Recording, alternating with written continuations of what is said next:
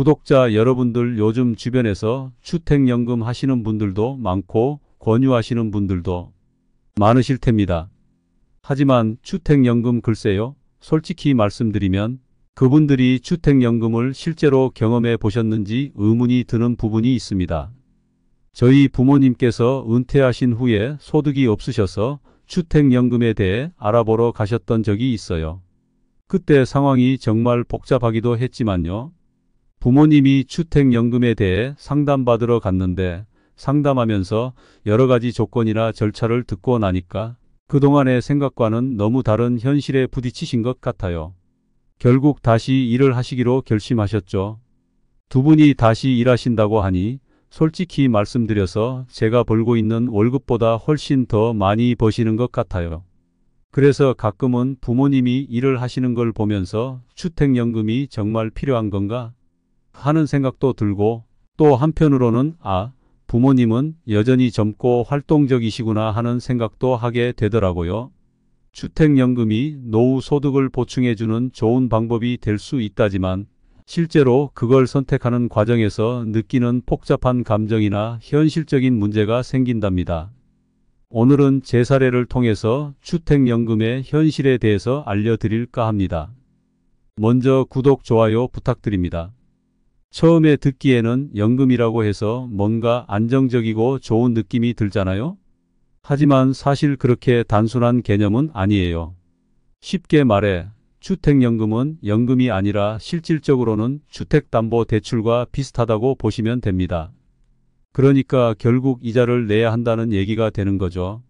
이게 무슨 뜻이냐면 주택연금을 받는다고 해서 그냥 돈이 들어오는 게 아니라 이자를 떼고 나서 차액만 받는 형식이에요. 그래서 겉으로 보기에는 연금처럼 보이지만 사실상 대출과 똑같은 구조라는 거죠. 그러니까 주택연금을 통해서 받는 돈이 결국은 내가 가진 집에 대한 대출인 셈이에요. 또 대출이다 보니까 최대 한도도 정해져 있고 이자율도 존재하죠. 최근에는 금리가 낮아졌다지만 부모님께서 알아보셨을 때 대충 2% 조금 넘는 수준이었어요. 제 주택담보대출 금리를 생각해보면 그게 1%에서 2% 사이니까 주택연금의 금리가 그렇게 낮은 편은 아니라는 사실이죠. 결국 주택연금도 대출의 일종이니까 내가 받을 수 있는 금액에 대한 한계가 있고 이자 부담이 생기는 건 피할 수 없는 현실이에요. 그래서 많은 분들이 주택연금을 고려할 때 그 이자와 대출의 개념을 잘 이해해야 할 필요가 있어요. 겉으로 보기에는 연금처럼 보이지만 실상은 다르게 작용할 수 있는 부분이니까요. 다음으로 주택연금에 대해 이야기하다 보면 정말 중요한 부분이 하나 있어요. 바로 수수료에 관한 건데요. 이게 그냥 대출, 중도상환 수수료 같은 게 아니라 정말 무조건 내야 하는 돈이 있다는 거예요. 부모님 같은 경우에는 약간 부족한 금액이 1,000만 원이었어요. 소득이 없으신 분들이 주택연금을 필요로 하시는 상황에서 1,000만 원이라는 금액이 얼마나 부담이 될 수 있는지 아시죠? 이게 분할로 낼 수 있다고 하더라도 연금을 받는 기간 동안 전체적으로 합치면 비슷한 금액을 계속 지불하게 되는 구조예요. 그러니까 처음에는 괜찮아 보일지 모르지만 결국에는 꽤 많은 돈을 내게 되는 셈이죠. 그리고 이 수수료가 더 문제인 건 만약 세상 살면서 여러 가지 일이 생겨서 어쩔 수 없이 주택연금을 해지해야 할 상황이 오면 이 수수료는 절대 돌려받지 못한다는 거예요. 예를 들어 집이 갑자기 무너지거나 정말 심각한 문제가 생겨도 그에 대한 보장은 없고 위로금 정도가 다예요. 그러니까 이런 점에서 주택연금을 고려하는 분들은 정말 신중하게 생각해야 할 부분이 많습니다. 그냥 쉽게 돈을 받는 게 아니라 여러 가지 복잡한 조건과 수수료 때문에 생각보다 부담이 커질 수 있다는 사실을 꼭 염두에 두셔야 해요. 이런 점들을 잘 알고 넘어가야 나중에 후회하는 일이 없을 것 같습니다. 세제 혜택에 대해 이야기해보면 솔직히 말해 이게 그렇게 실질적으로 도움이 되냐는 의문이 들어요. 여러 곳에서 세금 감면이 된다고 하면서 이것저것 조금씩 언급하긴 하지만 결국에는 재산세를 내야 하고 건강보험료도 내야 한다는 사실이죠. 그러니까 처음에는 뭔가 혜택이 있는 것처럼 보이지만 막상 현실에 부딪히면 그게 그렇게 큰 이점이 아닌 경우가 많아요. 예를 들어 소득이 없는 상황에서 재산세 같은 약간의 금액도 부담이 될 수밖에 없어요. 그리고 건강보험료도 점점 부담으로 다가오고 그러다 보면 결국에는 자신이 그 모든 비용을 다 감당해야 하는 상황이 생기게 되죠. 그래서 세제 혜택이란 게 실제로는 그리 큰 도움이 안 되는 경우가 많다는 생각이 들어요. 많은 분들이 주택연금 같은 걸 고려할 때 세제 혜택이 좋다고 해서 쉽게 결정하는 경우가 많지만 그런 혜택이 현실적으로 어떤 의미를 가지는지 잘 따져봐야 해요. 결국에는 소득이 없는 상태에서 이런 세금들을 다 내야 하는 상황이니까 실질적으로는 오히려 더 힘든 상황이 될 수도 있죠. 그러니까 세제 혜택이란 게 말처럼 간단하게 좋기만 한 것은 아니라는 점을 꼭 기억해야 할 것 같아요. 집값이 떨어져도 연금액이 무조건 보장된다는 이야기를 들으면 많은 분들이 그게 진짜냐고 의아해할 거예요. 하지만 사실 그건 전혀 그렇지 않아요. 정말 아이러니하게도 정부가 집값을 하락시키겠다는 정책을 추진하고 있다고 하는데 실제로 주택연금에 대한 조건을 살펴보면 집값이 대출 금액보다 떨어지게 되면 연금액이 조정된다는 사실을 알게 돼요. 주택연금은 연금이 아니라 대출이라는 점도 잊지 말아야 하고요. 이런 구조를 보면 뭔가 모순된 것처럼 느껴지죠. 정부는 집값이 떨어지지 않게 하겠다고 하면서 정작 주택연금은 집값이 하락할 경우 연금액을 조정할 수 있도록 꼼꼼하게 만들어 놓은 거니까요. 이렇게 되면 주택연금을 통해서 안정적으로 돈을 받겠다는 기대가 무너질 수 있는 가능성이 커지는 거예요. 사실 주택연금은 기본적으로 집값이 계속 오를 거라는 전제 아래에서 운영되고 있는 것 같아요. 그러니까 집값이 우상향할 거라는 믿음이 깔려 있는 거죠. 그런 점에서 보면 주택연금을 고려하는 분들이 이 부분을 잘 이해하고 있어야 할 것 같아요. 집값이 떨어질 때 생길 수 있는 여러 가지 상황을 생각해 보면 연금액에 대한 보장이 과연 얼마나 확실한 것인지 다시 한번 생각해 볼 필요가 있겠죠.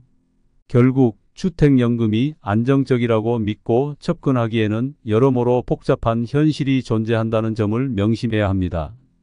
부모님 같은 경우 두 분 다 소득이 없으신 상황이라서 아버지의 국민연금만으로는 재산세라든지 생활비 같은 것들이 꽤 부족하다고 느끼신 것 같아요. 그래서 아마도 정부가 자랑스럽게 광고하는 주택연금을 한번 알아보신 것 같은데 방문하시고 나서 이건 정말 도둑놈 같은 거야 라고 하셨더라고요.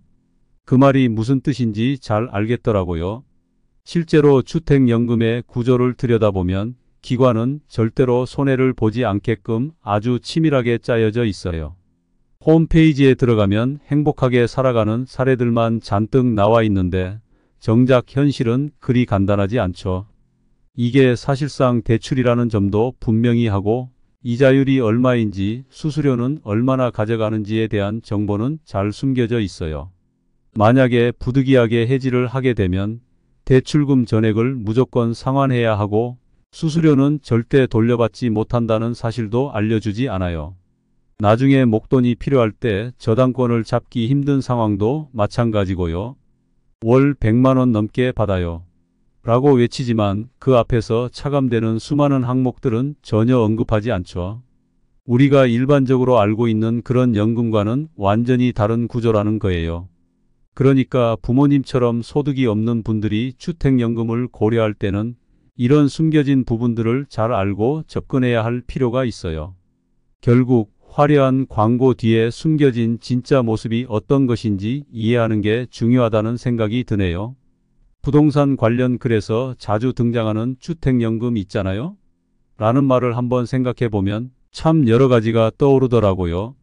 예를 들어 소득이 없는 상황에서 주택 하나는 가지고 있다고 가정해 볼게요. 그런데 이 집이 공시지가에 맞춰 재산세가 올라가고 그러면서 자연스럽게 건강보험료도 덩달아 쭉쭉 상승하게 되죠. 생활비도 빠듯한데 이런 상황에서 주택연금, 즉 대출을 가입하게 되는 경우가 많아요. 그러면 수수료로 일 0만 원 정도를 내고 그 돈을 받아서 생활을 좀 나아지게 하려는 거죠. 하지만 문제가 생기는 건 이자는 이자대로 나가고 재산세는 조금 할인받는다고 해도 결국 그대로이고 건강보험료도 여전히 부담이 되는 상황이에요.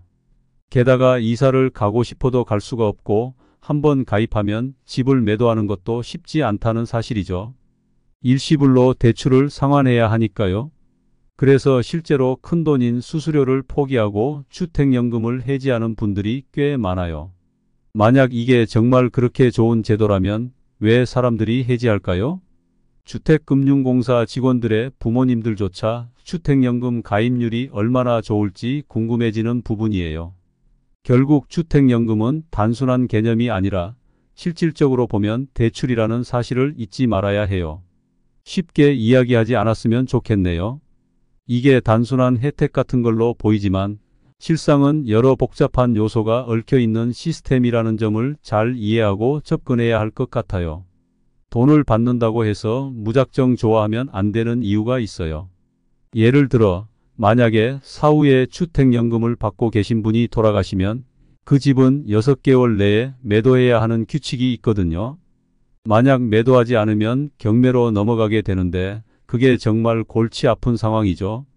실제로 매년 약 30만 명의 어르신들이 돌아가시는데 그중 적어도 5만 채는 매물이 나올 거라고 생각해요. 이렇게 되면 시장에 매물이 쏟아지게 되고 매수세가 없을 경우 가격은 폭락할 수밖에 없죠. 이게 바로 자본의 논리라고 할 수 있어요. 그러니까 단순히 돈을 받는 것만 보고 좋아할 게 아니라 그 뒤에 숨겨진 여러 가지 조건과 상황도 잘 따져봐야 해요. 이런 상황을 보면 20대가 부동산에 발을 들릴 공간이 있을지 고민하게 되죠. 가격이 폭등하는 상황에서 젊은 세대들이 집을 사는 건 정말 어려운 일이니까요. 그런 점에서 주택연금 같은 제도가 과연 젊은 세대에게 어떤 의미가 있을지 생각해 보게 돼요. 결국 단순히 돈이 들어오는 것만으로 모든 게 해결되는 건 아니라는 사실을 잊지 말아야 할 것 같아요. 사실 이런 시기에 집을 정리하고 미국 배당주로 옮겨 타는 것도 하나의 방법이 될 수 있겠네요. 요즘 경제 상황이 정말 변동성이 크잖아요. 그래서 앞으로 어떻게 해야 할지 감을 잡기가 쉽지 않아요.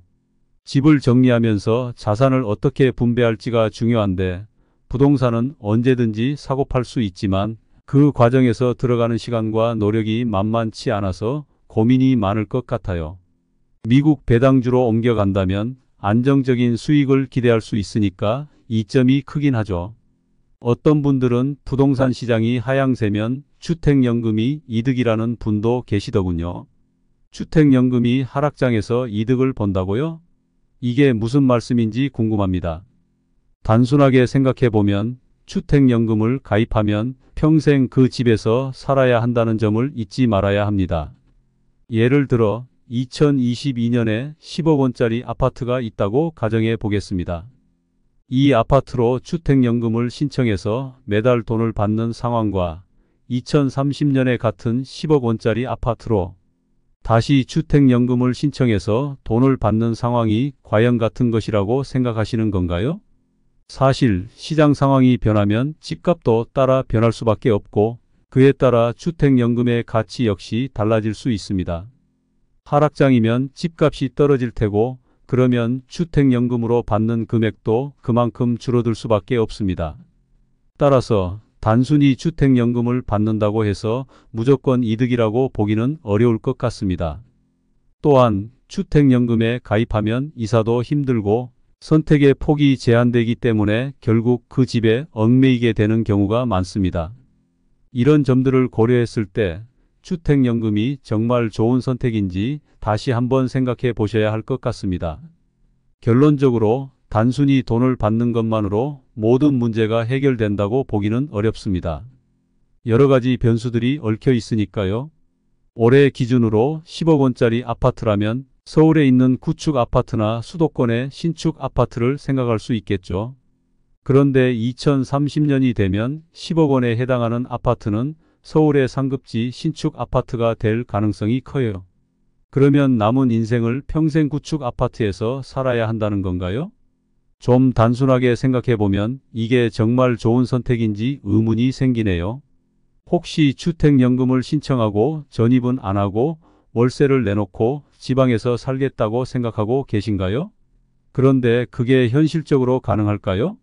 10년, 20년이 지나면 국민연금이 적자로 돌아서고 결국 고갈될 가능성도 크잖아요. 일하는 인구도 줄고 출생아 수도 감소하고 있으니 장기적으로 대한민국에서 어떻게 돈을 벌고 연금을 받을 수 있을지 걱정이 됩니다.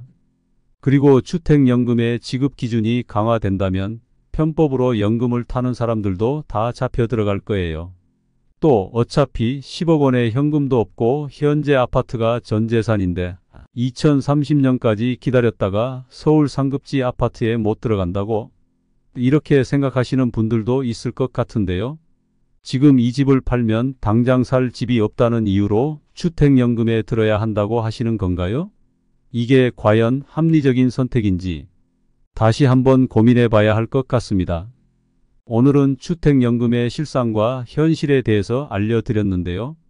궁금하신 점이 있다면 댓글로 남겨주시기 바랍니다. 최대한 아는 선에서 답변 드리겠습니다. 그럼 오늘 하루도 파이팅 하시고 행복한 하루 보내시길 바랍니다.